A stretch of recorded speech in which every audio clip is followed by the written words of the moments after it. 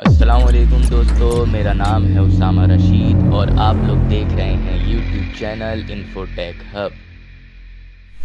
قیامت کا دن ہوگا، اللہ رب العزت اپنے عرش سے ندا کرے گا اور تمام انسانوں کو ایک ہی میدان میں جمع کر دیا جائے گا۔ اس دن نہ کسی کے پاس مال ہوگا، نہ کوئی ریاست، نہ کوئی جھوٹ چلے گا۔ ہر انسان اپنے اعمال کے ساتھ سامنے کھڑا ہوگا۔ جو لوگ اس دنیا میں اسلام قبول نہیں کر رہے تھے، جو اللہ کے بھیجے ہوئے پیغمبروں کا انکار کرتے رہے، جو شرک میں کفر میں گھرے رہے، ان کا فیصلہ سیدھا جہنم ہوگا۔ اس دن جب انسان اپنے اعمال کا حساب سنے گا تو کچھ کے چہرے چمک رہے ہوں گے اور وہ جنت کی طرف لے جائے جائیں گے، اور کچھ لوگ کالے اور ذلیل چہرے کے ساتھ کھینچ کر جہنم کی طرف لے جائے جائیں گے۔ اور جہنم وہ جگہ ہے جس کا ذکر سن کر فرشتے بھی کانپ اٹھتے ہیں۔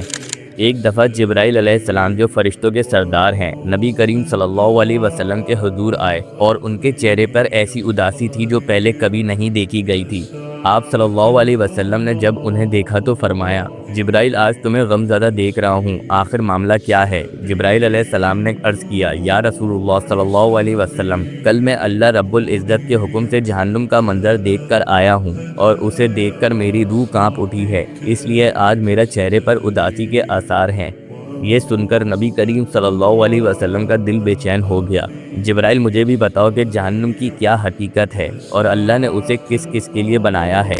جبرائیل علیہ السلام نے عرض کیا، یا رسول اللہ صلی اللہ علیہ وسلم، جہنم کے کل 7 درجات ہیں۔ سب سے نیچے والا درجہ وہ جگہ ہے جہاں اللہ تعالیٰ منافقین کو ڈالے گا۔ اس سے اوپر 6واں درجہ ہے جس میں مشرک ڈالے جائیں گے۔ اس سے اوپر 5واں درجہ ہے جہاں وہ لوگ ڈالے جائیں گے جو سورج اور چاند کی پوجا کرتے رہے۔ 4واں درجہ ان لوگوں کا ہے جو آگ کی عبادت کرتے ہیں، یعنی آتش پرست تھے۔ 3واں درجہ اللہ نے بنی اسرائیل کے ان لوگوں کے لیے رکھا ہے جو حق کا انکار کر کے یہودی بن گئے۔ 2واں درجہ ان نصارہ یعنی عیسائیوں کے لیے رکھا گیا ہے جو عیسیٰ علیہ السلام کو اللہ کا بیٹا کہتے رہے، اور پھر جبرائیل علیہ السلام خاموش ہو گئے۔ نبی کریم صلی اللہ علیہ وسلم نے گھبرا کر فرمایا، جبرائیل تم خاموش کیوں ہو گئے؟ مجھے یہ بتاؤ کہ سب سے اوپر پہلے درجے میں کون ہوگا؟ جبرائیل علیہ السلام کی آنکھیں بھر آئیں اور انہوں نے عرض کیا، یا رسول اللہ صلی اللہ علیہ وسلم، پہلے درجے میں آپ کی امت کے گناہگار ہوں گے۔ یہ لفظ سنتے ہی نبی کریم صلی اللہ علیہ وسلم کا دل کانپ اٹھا، آپ کی آنکھوں سے آنسو روا ہو گئے۔ آپ کو اپنی امت کا غم اس طرح لپٹ گیا کہ 3 دن تک آپ مسجد آتے، نماز پڑھا کر واپسی اپنے حجرے چلے جاتے اور وہاں دروازہ بند کر کے صرف اللہ کے سامنے روتے، صرف اللہ سے فریاد کرتے، یا اللہ میری امت، یا اللہ میری امت کے گناہگار کو معاف کر دے، انہیں جہنم سے بچا لے۔ صحابہ کرام رضی اللہ تعالیٰ عنہ حیران تھے کہ اللہ کے حبیب پر یہ کیسا اثر ہو گیا ہے۔ آپ نہ گھر جا رہے ہیں، نہ مسکرا رہے ہیں، نہ لوگوں سے ملاقات کرتے ہیں، صرف اللہ کے حضور سجدے میں گر کر رو رہے ہیں۔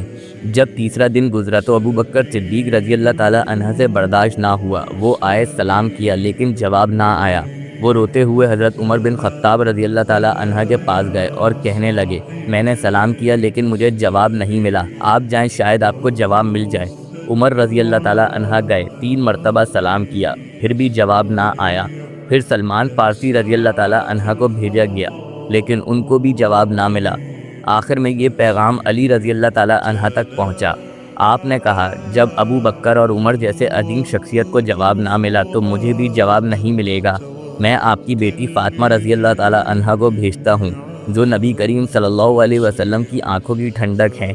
فاطمہ رضی اللہ تعالیٰ عنہ حضور پاک صلی اللہ علیہ وسلم کے پاس گئیں۔ آپ نے سلام کیا، بیٹی کی آواز سنی تو نبی کریم صلی اللہ علیہ وسلم اٹھ کھڑے ہوئے اور سلام کا جواب دیا۔ بیٹی نے گھبرا کر پوچھا، آپ کی یہ کیا حالت ہے کہ 3 دن سے آپ اپنے حجرے میں ہی بند ہیں، لوگوں سے ملاقات نہیں کر رہے؟